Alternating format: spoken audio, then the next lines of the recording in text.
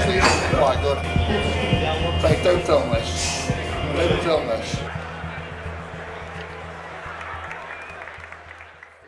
We all remember back in 2016 when Edward Holloway, also known as Eddie Hall, deadlifted half a ton in front of a massive audience at the World Deadlift Championships in Leeds. He almost ended up in the hospital, and how he broke the world record by a total of 37 kilos in just one night. First outdoing his own world record by 2 kilos, then taking the massive jump straight to 500, becoming the first man in history to deadlift half a ton under a competition standard. Now, since then we have had a few powerlifters actually perform a half-ton deadlift out of competition, and with a sumo deadlift strapped setup, which actually isn't allowed in any competition, since strongman doesn't allow sumo and powerlifting doesn't allow straps. And of course, in 2020, Hafthor Bjornsson pulled 501 during the P-word in his own gym, which technically was a sanctioned competition, and verification of the lift was actually done in an orderly fashion. However, due to the circumstances and the fact that only a few people were actually allowed to be in close proximity to each other, many have since called this lift fake, or at least unofficial, as it wasn't part of a bigger competition with more competitors allowed. Mate, okay. Who weighed the plates? Who the f are you? I'm not answering your questions. Who weighed the plates? Your dad. World record. Not allowed. I personally think it counts, and regardless of who weighed the plates, they were definitely not fake by any means, considering how much he's actually lifted in other competitions. Nice.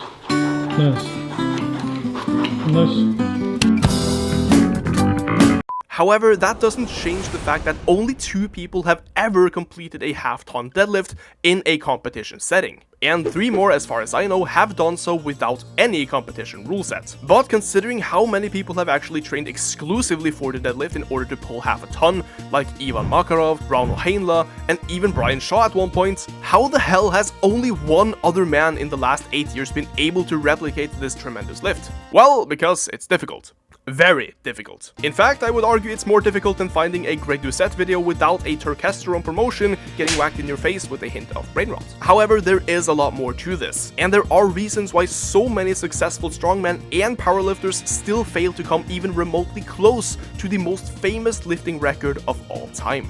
But before we head into that, a quick installment from today's video sponsor who helped me make videos like these available for you guys. Fume again wanted to sponsor one of my videos, and I am forever thankful. Basically, Fume serves as a healthier alternative to vaping, so for those of you who just happen to be addicted to flavored air, Fume is a non-dangerous alternative where you also don't pull anything into your lungs. They come in a ton of different flavors, so you will definitely find something you can make a swap towards. And being completely free from nicotine and vapor, it is a great alternative for those struggling to make healthier habits. They're also third-party tested, so you can be certain that their products are actually safe to consume. But the most neat thing about Fume is how you can always take it with you on the go, so you don't fall back on your addictions. So if this matches you in any way, then head over to their website and try out Fume today. And if you order the Journey Pack and use my code BACKGUY, you will get a free Fume topper to improve the experience. So check out tryfume.com/backguy, or you can use the QR code on your screen right now to get started. But for now, back to the video. Now, if we look at some official deadlift personal bests in today's strength scene, there are quite a few lifters who have actually surpassed the 1,000 pound mark in competition. In raw powerlifting, this is more rare and usually reserved for sumo deadlifts pulled on a deadlift bar like Danny Grigsby or Jamal Browner. But in strongman, where lifters are allowed to use straps and a deadlift suit, there are quite a few guys around the 450 to 475 kilo mark, like Ivan Makarov, Benny Magnusson, Mitchell Hooper, and even old-time equipped powerlifter Andy Bolton, who was actually the first man to ever pull over 1,000 pounds in competition ever. However, despite how many people have actually gotten in this range, if you look at the end of this graph, 2 lifters are way ahead of the rest. Of course, being Eddie Hall and Hafthor Bjornsson, who have also both won the World's Strongest Man at some point in their career, and they even hate each other so much that they actually entered Ultra Instinct to beat each other up.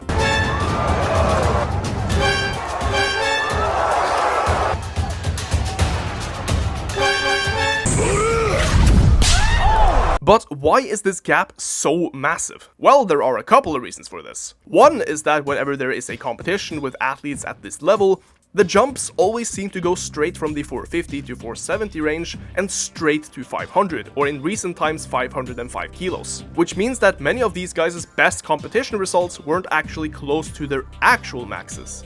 Now Eddie's 500 was definitely a full-fledged max deadlift. He got everything out of that rep and he definitely got his best lift in competition. But if you look at somebody like Jerry Pritchett, his 465 wasn't close to maximal. Benedict Magnusson pulled 465 too, with some kilos left in the tank. Mitchell Hooper would also probably get 10 to 15 kilos more on his deadlift if he had the opportunity. And the same can probably be said for Ivan Makarov, who only ever pulled 475 in competition, but has recorded lifts much closer to the half ton. Like in the summer of 2023, he pulled 490 kilos in training, but failed to get the world record in competition. Getting pretty darn close, but actually getting stuck at the knees as per usual. So in a sense, this massive gap is actually much narrower in reality. But because competitions are laid out in a way that doesn't allow for a lot of variation between attempts, many have sub-maximal results that makes it seem like they're much further away from the half-ton mark than they really are. But that is not the only reason. Eddie and Hafthor were not only essentially built for deadlifting, having decently long arms and being very technically efficient,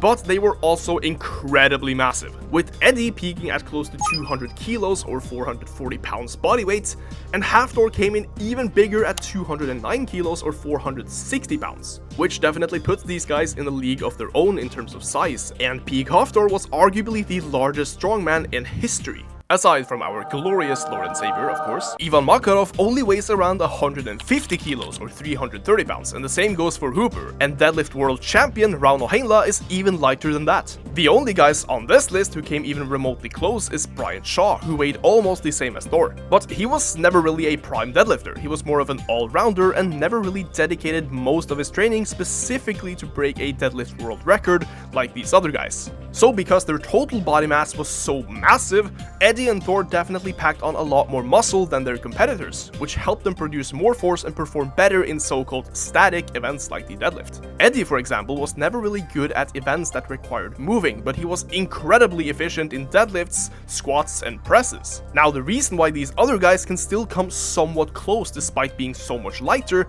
is due to having better technique in relation to their muscle size. It's not about how hard you can go, it's about the technique.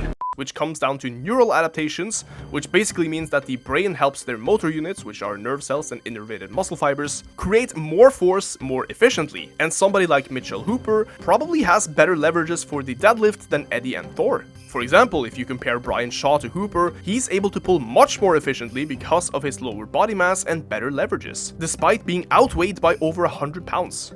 There's also the fact that after Eddie and Hafthor spent their years focusing exclusively on the deadlift, the hype train for the half ton just started to run dry. There might not be as much of an incentive for guys today to dedicate their lives to deadlifting 502 or even 505. Eddie broke the barrier that seemed to be unbreakable, and Hafthor did 501 to prove that it could be replicated. But afterwards, like, okay, who's gonna be the third guy to replicate a world record by a small margin? It simply doesn't hold as much of an impact, even though the deadlift is still probably the most famous and talked about strength world record. Also, strongman as a sport in the last couple of years, especially in the World's Strongest Man competition, has definitely been dominated by lighter and more movable physiques. Now, Tom Stoltman isn't a small guy by any means, but he definitely moves a lot better than guys like Eddie and Brian Shaw, for example. And guys like Hooper, Novikov, Felicis, etc. are all giving up over 100 pounds of body weight to these giants in order to be more competitive overall. But it also causes them to struggle just a bit more on maximal lifts like the squats and deadlifts. So in order to actually see somebody pass the 500 kilo mark once again,